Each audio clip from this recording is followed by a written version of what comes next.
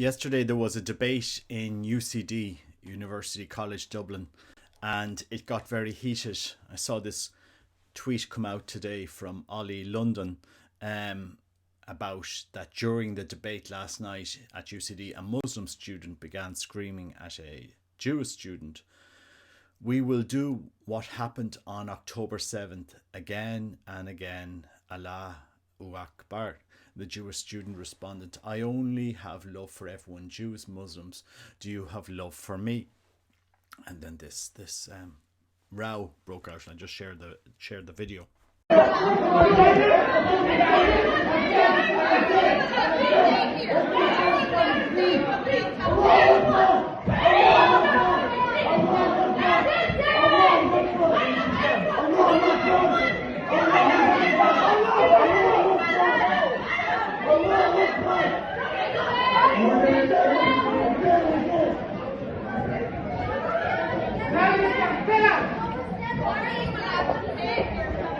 So we live in a very heated, emotional time in this world, and that's maybe an understatement.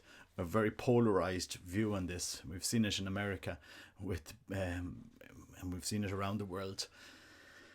And I just thought I'd speak into this with a very personal story that impacted me. And I'm just going to begin by playing a short video here. And do bear with me. This video is going to be a little intense, and there's a lot that I want to discuss in it. But just don't judge me one way or the other what I'm trying to do here.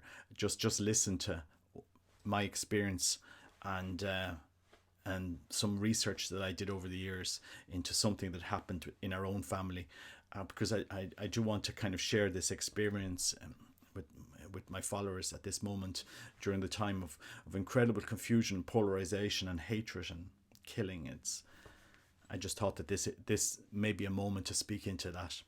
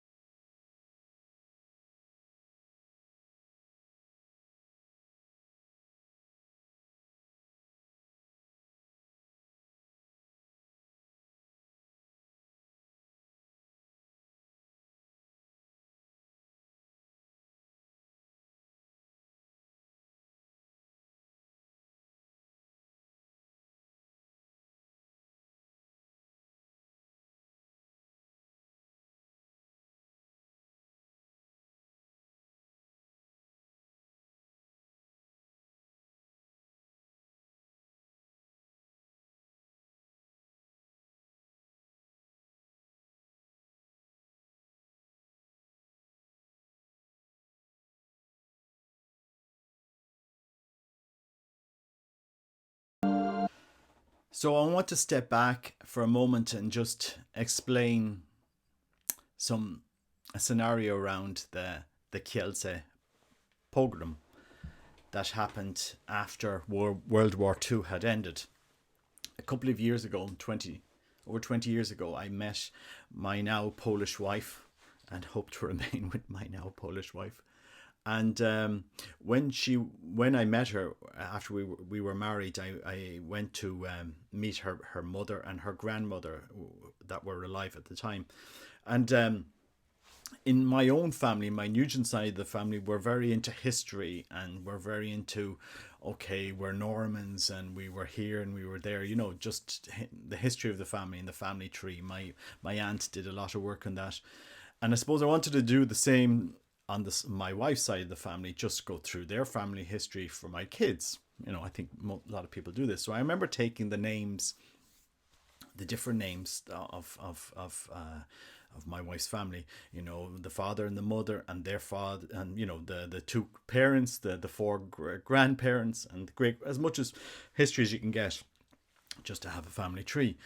And I was there with one of the surnames, and they said, well, this family, they came from Lvov, in which is now Ukraine, but at that time was a Polish city. And I said, oh, that's interesting. And yeah, and they moved from Lvov to Kielce. And okay, so if they lived in Lvov, there must be records there of that family. So I started doing some research. And I remember saying to myself, to my wife at the time, look, every time I look for this name in Lvov, all I'm seeing it is in the Jewish records of Lvov.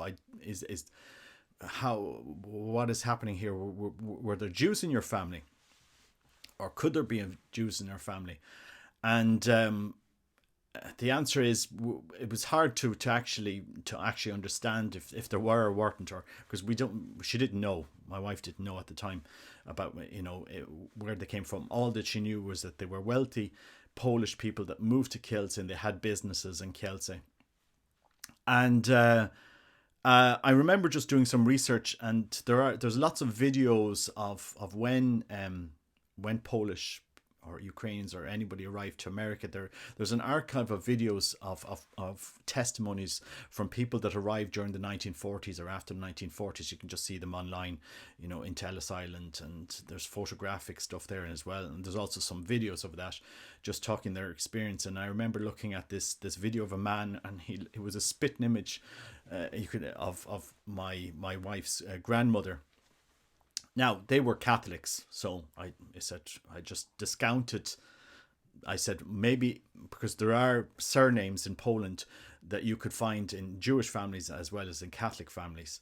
It has happened. I just said maybe they were never Jewish at all, but I said I just couldn't find anything. All the history that I was getting of the Kędzierski family in Lvov were in Jewish records. I wasn't finding it in church records. But what I did after that over the years was, you know, after World War II was a very traumatic period, and many Jews converted to Catholicism just to get out of the horror of what they were living in. That happened. You know, there were people that were given fake baptism certs, Jews that were hidden in convents. I mean, this was done with goodwill in the sense, but many just abandoned their Jewish faith and identity in order to just survive. Just look, I need, you know, because it was a traumatic period in European history. And I mean, there's been abundant amount of controversy and discussion about Zionism and Judaism and this and that, and I mean, it has happened then, it's happening now, and all I can say is, okay, they're human beings like us as well as the Arabs. We're all human beings. We all have families and children. We get up in the morning, we eat, have lunch, pray, and we have to be able to live together on this earth without killing each other. We have to. Otherwise, we're going to repeat the failings of past generations. Are we not able to speak to our children? I'm just looking at that heated debate in UCD. The fact of being a Jew is something to be, for some now, that it's a cause for anxiety. You know, you can't walk around with your Jewish identity without, you know, being.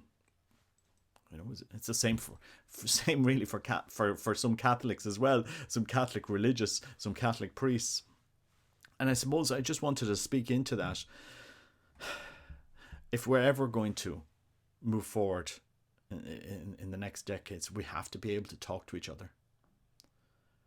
You know, in Ireland, we forget, for example, that in Yemen, more people have died in Yemen, in a war in Yemen, than have died during the entire Israeli Palestinian conflict. Now, that doesn't say I'm defending any type of violence or any type of conflict. I am just saying that, you know, that that happened during the early part of the last century, as when the state of Greece was being founded, modern day Greece. Thousands, hundreds of thousands of ethnic Greeks were moved from where they had lived for well over 2 millennium. You know, there were Greek populations in what is modern day Turkey that lived there for well over 2,000 years, even in Constantinople, even in Istanbul. And when the states were formed, there was a mass exchange of populations, greater than anything that many people were aware of. The same with Armenians. Germans, you know, there was Germans in what is modern day Poland that had lived in parts of Poland for centuries, and yet, you know, during the post-World War, you know, they had to move for different places. And is this right or is it wrong? But historically, it happened. Historically it happened, and we see this conflict flare up around the world, and it's having this ramifications spilling out into our society today, into Ireland. And we see Irish Jews and Irish Muslims seemingly now at loggerheads with each other, and we're not able to talk to each other. And, you know, we see parties taking both sides of this conflict. And where do I sit in all of this? I sit on the side of not killing people. That's the side I sit on. Just stop killing people. Just stop killing people. You know, there is a president, an American president. I think, I won't want to mention his name. I know he's very polarizing, but he did run saying maybe America should stop starting wars and killing people. You know, thing people found a bit controversial, to stop killing people. Just stop, you know. Very logical president, but seemingly it was very right wing to say that, to stop killing people. Go figure. But that's where we need to be. God, are we not able to teach the next generation? Look, to show them our past and say, look, if we go down this route of demonizing one or other people, demonizing them, othering them, saying, you know, you're a Jew, then you all Jews think alike and you're all like this. They're actually Jews that disagree with what's going on with what the Israeli government is doing. They've stood up and they've disagreed with what the Israeli government is doing. You know, yet people, oh, you're all the same, you're all this, you're all, and it's really sad to see what is going on here. You know, when you come face to face with the reality, look, we have to give our children a different way of navigating this world. It doesn't mean slaughtering each other. And you know, I think Ireland, maybe we do set some type of an example here, because, you know, we went through this tit for tat killing for decades. I grew up with it. You know, one day in the news, oh, Protestants were killed. The other day, Catholics were killed. The next day, Protestants were killed. The other day, Catholics were killed. And on, tit for tat, every day, bombing this, shooting that, until we just stopped doing it. We just stopped doing it. And do you know what the greatest tragedy about the Troubles in Ireland was? That there were more deaths for suicide than there ever was from shootings in the north of Ireland. But we don't talk about that. There were more deaths from depression and suicide than there ever was. And maybe it's time now to actually sit down and actually look each other in the face. Maybe before you even talk, just sit down and have a meal. Might be an interesting experience. Even before you have a discussion, look the other person in the face That's my suggestion anyway. Because otherwise, if we don't do this, we are fast approaching a scenario where we will repeat what we did in the 1930s and 40s. You know, we can see this. There is such animosity and hatred. We are going to repeat what we did in the 1930s and 40s. We will do this. This will happen on European soil. It will happen. And what are we going to do about that? And if we do not calm tensions soon, this will spill over. And so that's my plea to those that could do more, is to start people talking. You know, we saw it in the war, in the Ukraine war. 4 years. 4 years. You had the largest ethnic Russian population outside of Russia in Ukraine. The largest ethnic Russian speaking population outside of Russia was in Ukraine. And what do? Oh, let's push NATO. Let's push the European Union. Let's do this. Let's do that. And taking with no consideration to the fact that Russia was objecting to this. I said, no, let's aggravate the situation as much as we can. Like, guys, you know, we live in the real world here. And, you know, what has come out of that aggravation, that push for a war, that proxy war in Ukraine? What has come out from that? Well, 600,000 dead men, mostly men. Vast majority on both sides. Many of them similarly held the same Christian faith. Most of them were Orthodox on one side and on the other. Men, 600,000. Imagine the tragedy of that across two countries. Because one could not accept, oh, yeah, well, Ukraine, maybe not a good idea to push NATO on it when you have the largest ethnic Russian population outside of Russia in that country. Push, you know, if you're the voice of reason, you're pushed down as, oh, you're naive, you're this, you're that, and the other. Are we ever going to learn to stop killing each other? We had to learn it the hard way in Ireland over decades. Maybe, do you know what? Maybe a good thing not to stop killing each other. We could just end the cycle of that violence. Could we not do that in other places? Pray for this world.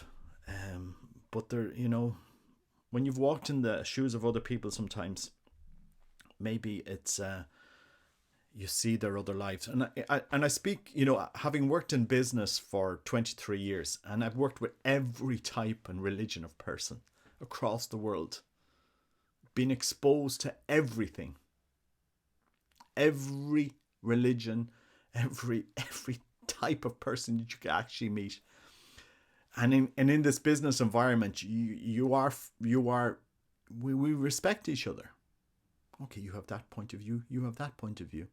You're that religion, I'm this religion. Sit down and talk to each other, have a conversation. You know, we have a meeting with our Indian people in our business and say, oh yeah, here in India, most of us have arranged marriages. And my parents arranged my marriage and this marriage. And they talk about perfectly normal. And to us Europeans, oh, arranged marriage, that's very, very strange. You know, but you learn, you understand, you talk, you know, we don't kill each other. Actually be friends across the world with different cultures and different people and different way of thinking and different way of understanding. We have to be able to do this in the world. Otherwise, we will end up destroying each other. You know, it's okay to have differences in opinion. It is okay to have differences in opinion. And, you know, it's okay to sit down and listen to other people. But painting a whole religion now, or or demonizing one or other groups, as this is where we're heading, we're going to end up slaughtering each other sooner or later. This hatred will lead to what? To war, to conflict, to polarization. Them versus us. They're this, we're that. You know, you're just scum. You're this, you're that. Listen to it. Listen to the rhetoric, and it's here in Ireland. You know, it's very sad. Anyway, I just thought I'd give that reflection, and again, I just encourage people, you know, to listen to each other. You know, and I know it's difficult, and I know everybody thinks they're on the right. Both sides think they're on the right side, but at the end of the day, you have to sit down and stop killing each other and look each other in the face, like what happened in Ireland. We had Ian Paisley and Martin McGuinness, arch enemies for years. And towards the end of both of their lives, they were able to sit side by side and have a laugh with each other. And we said, wow, where did this come out of? You know, Martin McGuinness and Ian Paisley talking to each other. Well, that was never expected on anybody's cards. It really wasn't. And yes, you know, I just think, God, can we not just talk? And then work out a solution to our problems and find a path forward and live in a world where you can live on this island and be British, and I can live on this island and be Irish, but we're not going to kill each other over our identity or over our religion or over our past or over what other people have done. God bless you. Take care. Bye bye.